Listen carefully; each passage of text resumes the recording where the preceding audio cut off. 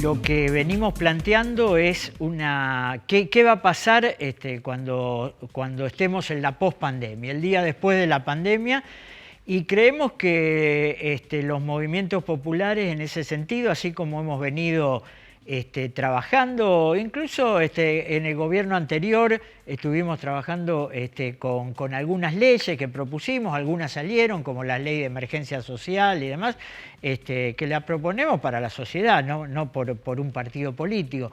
Hoy también trabajamos con el gobierno, venimos trabajando en una idea ya más concreta de cómo empoderar a determinados sectores al movimiento popular en sí. Y esto tiene que ver con cómo discutimos cómo salir de la pandemia. Bueno, en el mundo se está discutiendo cómo se sale de la pandemia y en ese sentido nosotros creemos que hay que salir dando un volantazo muy fuerte sobre lo que ha sido hasta ahora el proyecto o el modelo neoliberal. Digo, el modelo neoliberal ha llegado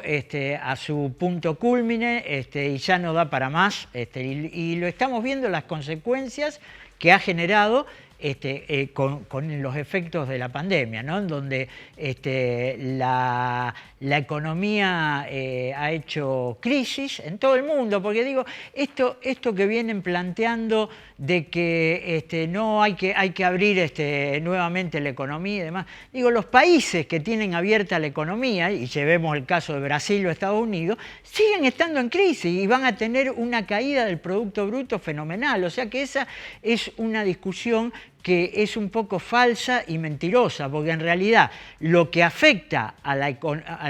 economía en su conjunto es el modelo neoliberal y la globalización de la economía, en donde afectar a un país implica afectar a todo el mundo, ¿no? Fundamentalmente si esos países son los poderosos del mundo. Entonces, este es el sentido de empezar a discutir, bueno, qué es lo que viene. Y en ese sentido nosotros creemos que lo que tiene que venir tiene que ser fuertes políticas en donde tenga mucho más protagonismo los sectores populares, la pequeña y mediana empresa, los trabajadores y una economía con carácter mucho más nacional. Empezamos primero no poniendo como el deseo de la sociedad al consumo, sino que me parece que el deseo de la sociedad lo tenemos que poner en el buen vivir, en el poder vivir. Y eso implica ponernos la cabeza en otro sentido, implica que pensemos un proyecto en donde caben todos y no un proyecto en donde solo caben aquellos que llegan a comprar el producto o el último producto. Y me parece que ese es el punto de partida, ¿no? Yo creo que en nuestro país tenemos una posibilidad que es que nuestro país, el 70% de lo que produce lo consume internamente. O sea que tenemos la posibilidad de que el día después de la pandemia, cuando se ponga en marcha el aparato productivo, el mundo del trabajo, tenemos la posibilidad de rápidamente poder crecer con lo que consumimos nosotros, sin necesidad de salir a un mundo que está en crisis y que va a costar muchos años, digamos, el restablecer todo lo que es el comercio internacional y demás, por lo menos en los niveles que nosotros considerábamos normales o que el mundo consideraba normales hasta antes de la pandemia. Pero me parece que es importante y que podemos trabajar fuertemente en esto y también trabajar en esta idea, ¿no?, que te decía al principio, o sea, cómo hacemos un mundo, una sociedad mucho más vivible. Y en ese sentido creo que hay que empezar a darle prioridad a otro tipo de modos de producción, digo, o sea, el modo de producción hiper concentrado, digo, para darte un ejemplo, no sé, un litro de leche a lo mejor viaja desde Ceres en Santa Fe a Buenos Aires, donde lo procesan, y después vuelve a Ceres o a San Cristóbal o al norte de Santa Fe, digo, o sea, eso Digo, ¿no lo podemos cambiar? Sí, lo podemos cambiar si hay una voluntad política, digamos, de cambiar la estructura económica del país. Y en ese sentido nosotros estamos planteando lo que llamamos un desafío épico, ¿no? Abrir 1 millón de chacras que obviamente van a generar una importante producción alimenticia y que van a ser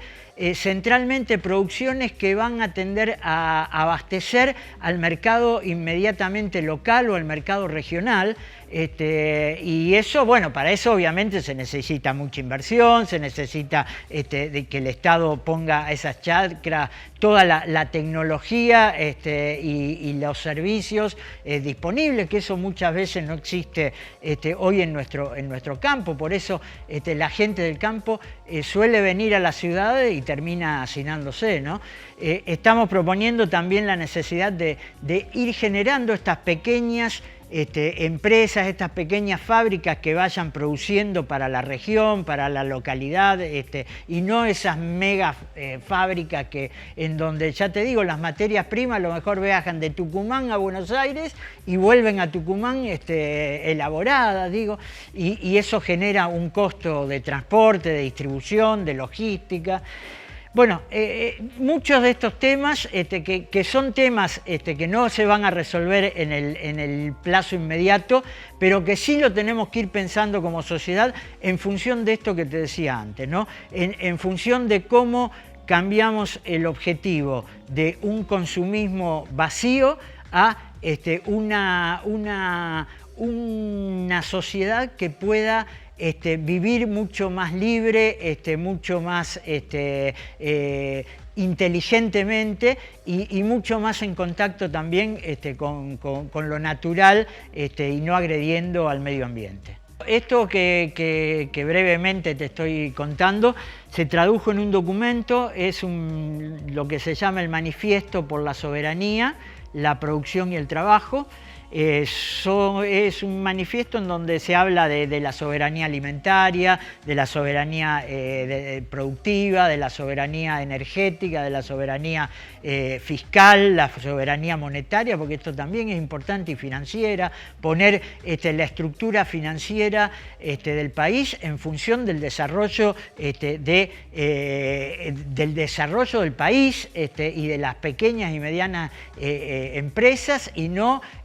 como hoy se genera, poner la plata en función de que se reproduzca más plata, y esto es lo que ha terminado haciendo la burbuja que termina de explotar, digamos, empezó explotando en el 2009 y termina de explotar hoy con la pandemia. Digo, todo esto está en un manifiesto que no es muy largo, son 3 o 4 hojitas que han firmado a nivel nacional más de 100 organizaciones sindicales, organizaciones sociales, organizaciones políticas, de la sociedad civil. Y bueno, y este manifiesto fue entregado por el secretario general de la UTEP, de la Unión de Trabajadores y Trabajadoras de la Economía Popular, el Gringo Castro, al presidente Alberto Fernández hace unas semanas, también con la idea de que empecemos a discutir cuál es el rol que juegan los sectores populares el día después de la pandemia y en el modelo que tenemos que construir. Necesitamos cambiar la conciencia, si querés. Y por supuesto que eso no tiene que ver con una postura de izquierda. Digo, el Papa es el que está sosteniendo la necesidad de un nuevo modelo en el mundo. El Papa es el primero que está planteando la necesidad de construir un nuevo modelo sobre otras bases. Y en esas bases ineludiblemente tenemos no la pandemia del coronavirus, tenemos la pandemia de la pobreza, ¿no? En donde a nosotros los argentinos nos golpea, y nos golpea fuertemente, en un país en donde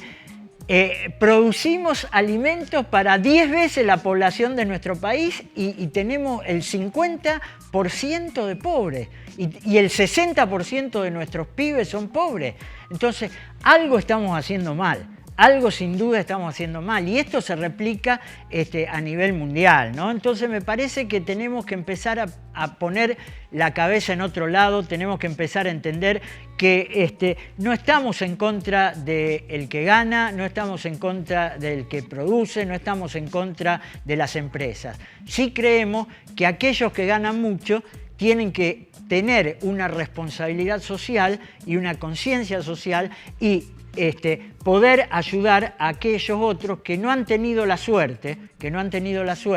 de poder acceder a determinados niveles educativos o sociales, digamos, que le permitan tener una vida digna. Por eso digo, lo principal es poner el eje en la dignidad del ser humano, ¿no? Y en la dignidad del ser humano tenemos que ordenar después lo que es la economía, la política, todo lo demás, pero a partir de la dignidad del ser humano.